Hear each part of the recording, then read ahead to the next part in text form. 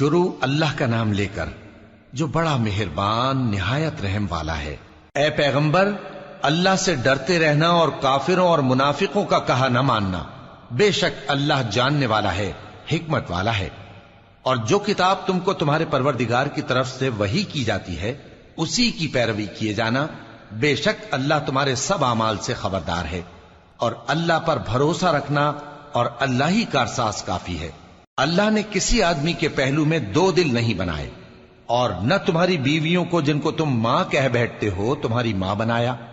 اور نہ تمہارے لے پالکوں کو تمہارے بیٹے بنایا۔ یہ سب تمہارے منہ کی باتیں ہیں، اور اللہ تو سچی بات فرماتا ہے اور وہی سیدھا رستہ دکھاتا ہے۔ مومنو، منہ بولے بیٹوں کو ان کے باپوں کے نام سے پکارا کرو کہ اللہ کے نزدیک یہی بات درست ہے۔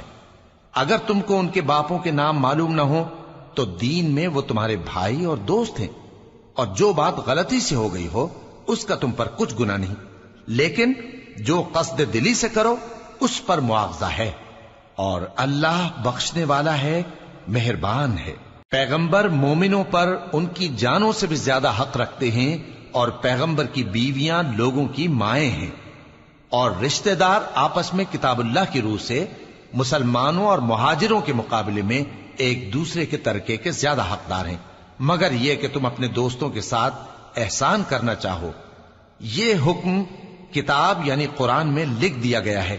اور جب ہم نے پیغمبروں سے ان کا عہد لیا، اور تم سے اور نوح سے اور ابراہیم سے اور موسیٰ سے اور مریم کے بیٹے عیسیٰ سے،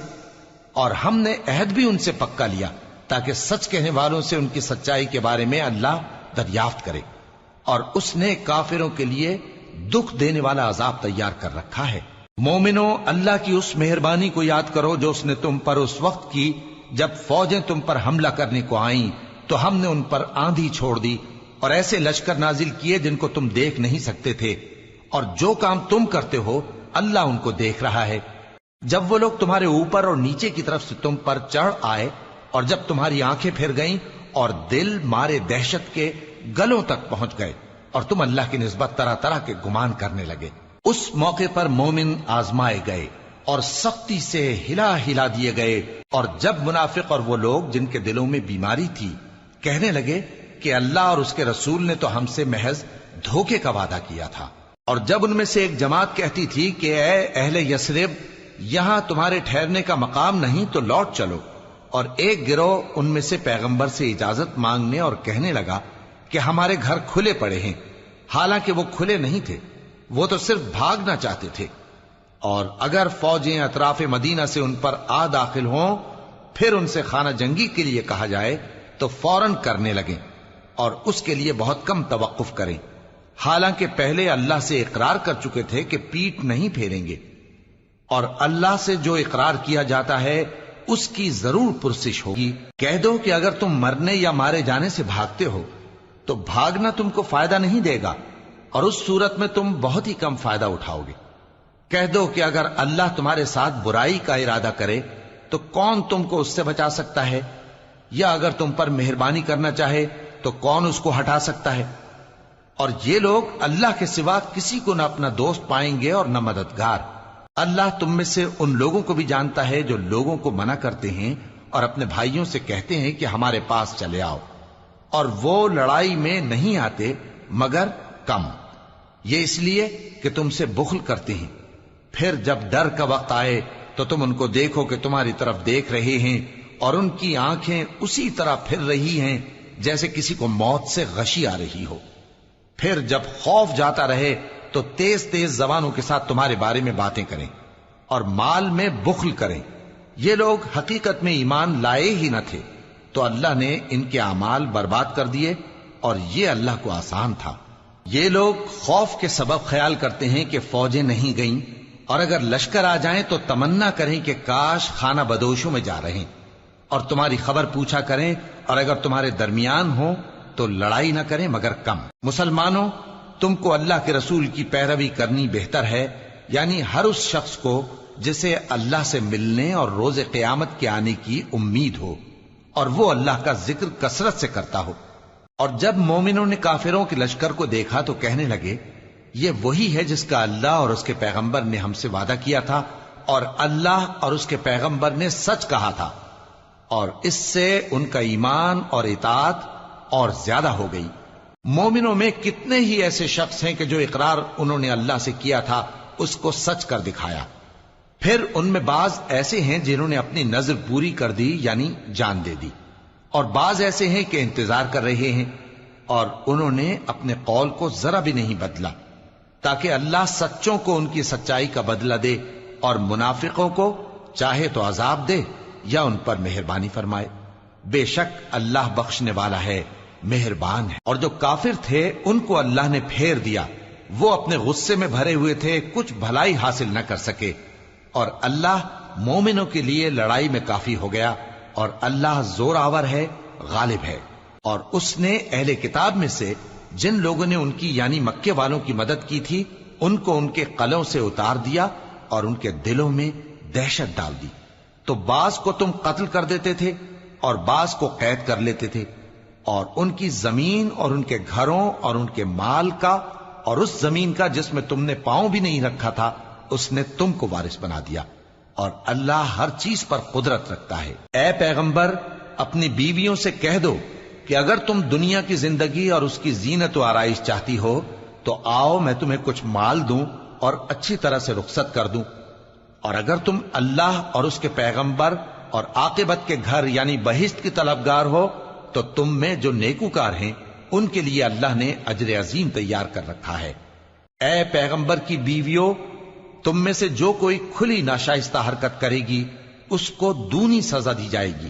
اور یہ بات اللہ کو آسان ہے۔ اور جو تم میں سے اللہ اور اس کے رسول کی فرما بردار رہے گی اور عمل نیک کرے گی اس کو ہم دونا ثواب دیں گے، اور اس کے لیے ہم نے عزت کی روزی تیار کر رکھی ہے۔ اے پیغمبر کی بیویوں، تم عام عورتوں کی طرح نہیں ہو، اگر تم پرہیزگار رہنا چاہتی ہو تو کسی اجنبی شخص سے نرم لہجے میں بات نہ کرو، تاکہ وہ شخص جس کے دل میں کسی طرح کا روگ ہے کوئی امید نہ پیدا کر لے، اور دستور کے مطابق بات کیا کرو، اور اپنے گھروں میں ٹھہری رہو، اور جس طرح پہلے جاہلیت کے دنوں میں زیب و زینت کی نمائش کی جاتی تھی اس طرح اظہار زینت نہ کرو، اور نماز پڑھتی رہو اور زکوٰۃ دیتی رہو، اور اللہ اور اس کے رسول کی فرما برداری کرتی رہو۔ اے پیغمبر کی گھر والیوں، اللہ چاہتا ہے کہ تم سے ہر طرح کی ناپاکی دور کر دے اور تمہیں بالکل پاک صاف کر دے، اور تمہارے گھروں میں جو اللہ کی آیتیں پڑھی جاتی ہیں اور حکمت کی باتیں سنائی جاتی ہیں ان کو یاد رکھو، بے شک اللہ باریک بین ہے،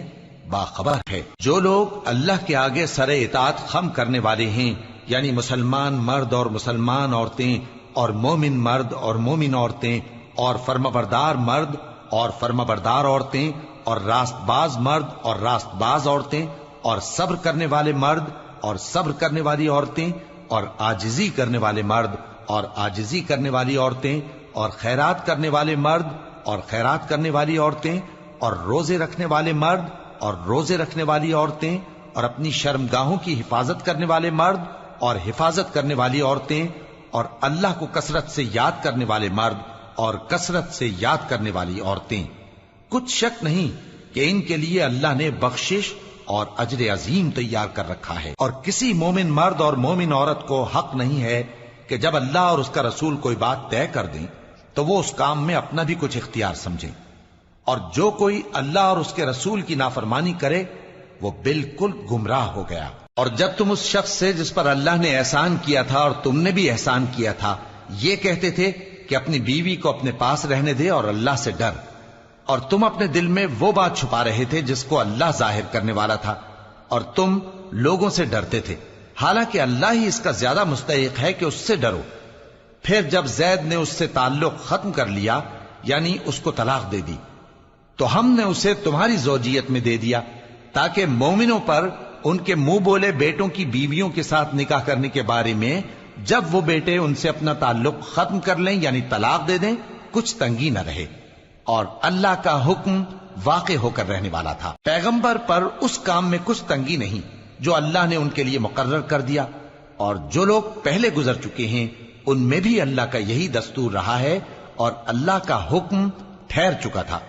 یعنی ان پیغمبروں میں جو اللہ کے پیغام جوں کہ توں پہنچاتے اور اس سے ڈرتے اور اللہ کے سوا کسی سے نہیں ڈرتے تھے، اور اللہ ہی حساب کرنے کو کافی ہے۔ محمد صلی اللہ علیہ وآلہ وسلم تمہارے مردوں میں سے کسی کے والد نہیں ہیں،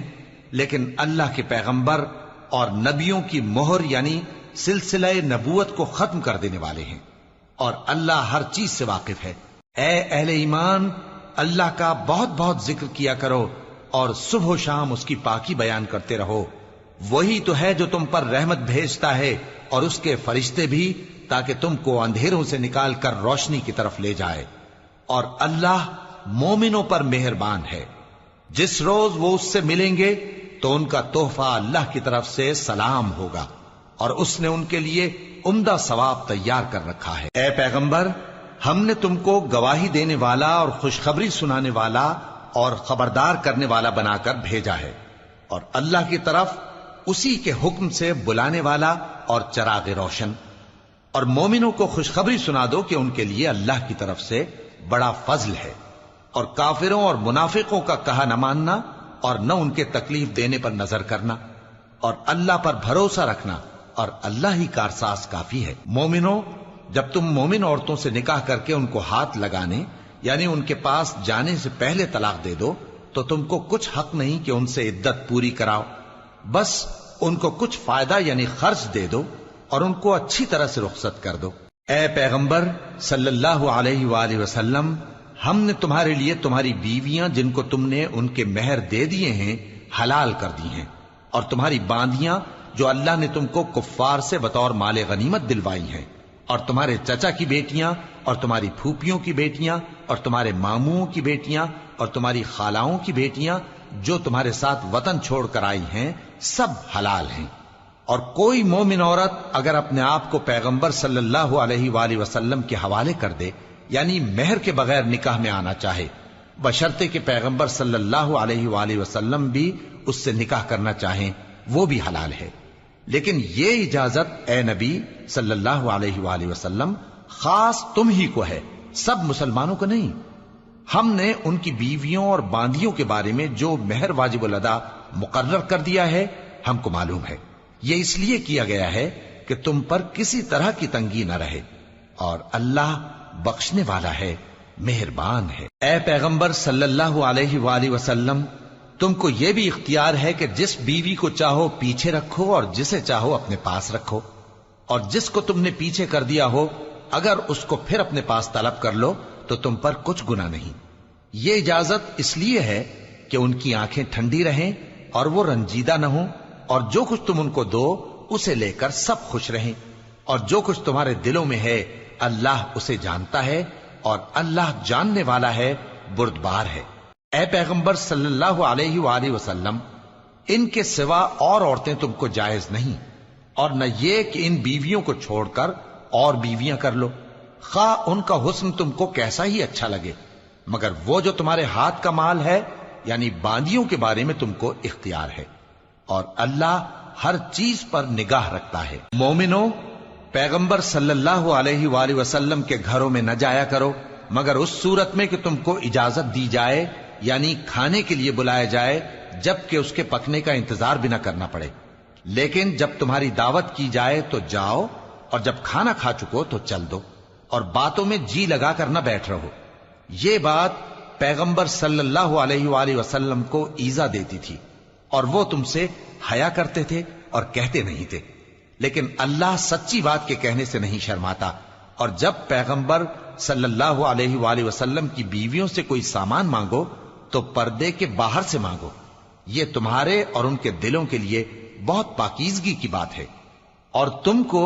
یہ شایع نہیں کہ رسول اللہ صلی اللہ علیہ وآلہ وسلم کو تکلیف دو، اور نہ یہ کہ ان کی بیویوں سے کبھی ان کے بعد نکاح کرو، بے شک یہ اللہ کے نزدیک بڑا گناہ کا کام ہے۔ اگر تم کسی چیز کو ظاہر کرو یا اس کو مخفی رکھو تو یاد رکھو کہ اللہ ہر چیز سے باخبر ہے۔ خواتین پر اپنے باپ دادا سے پردہ نہ کرنے میں کچھ گناہ نہیں، اور نہ اپنے بیٹوں سے اور نہ اپنے بھائیوں سے اور نہ اپنے بھتیجوں سے اور نہ اپنے بھانجوں سے، نہ اپنی سی خواتین سے اور نہ اپنے باندی غلاموں سے۔ اور اے خواتین، اللہ سے ڈرتی رہو، بے شک اللہ ہر چیز سے واقف ہے۔ اللہ اور اس کے فرشتے اس پیغمبر صلی اللہ علیہ وآلہ وسلم پر درود بھیجتے ہیں، مومنو تم بھی ان پر درود بھیجو اور خوب سلام بھیجا کرو۔ جو لوگ اللہ اور اس کے پیغمبر صلی اللہ علیہ وآلہ وسلم کو اذیت پہنچاتے ہیں ان پر اللہ دنیا اور آخرت میں لعنت کرتا ہے، اور ان کے لیے اس نے ذلیل کرنے والا عذاب تیار کر رکھا ہے۔ اور جو لوگ مومن مردوں اور مومن عورتوں کو ایسے کام کی تہمت سے جو انہوں نے نہ کیا ہو ایذا دیں تو انہوں نے بہتان کا اور کھلے گناہ کا بوجھ اپنے سر پر رکھا۔ اے پیغمبر صلی اللہ علیہ وآلہ وسلم، اپنی بیویوں اور بیٹیوں اور مسلمانوں کی عورتوں سے کہہ دو